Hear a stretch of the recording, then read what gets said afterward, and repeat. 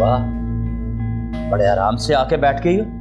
मैं पूछता हूँ, अब ठंड पड़ गई ना, माँ के सामने जलील करवा के मुझे। मैंने आपको जलील नहीं करवाया।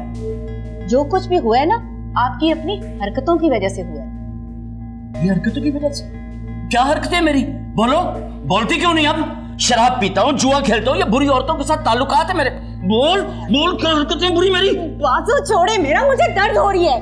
दर्द मुझे भी बहुत, तकलीफ मुझे भी बहुत हुई थी उस वक्त जब तुम्हारी माँ मेरे घर में आकर बातें करती गई और मेरी बेटी का घर तोड़ने की बातें करती गई। तो आपने भी तो मुझे किस तरह से धुतकारा था। उन्होंने तो सिर्फ मेरी खातिर, हमारा घर बचाने की खातिर की बात की थी। बस तुम्हारी ये सफाई मेरे दिल को साफ नहीं कर सकती।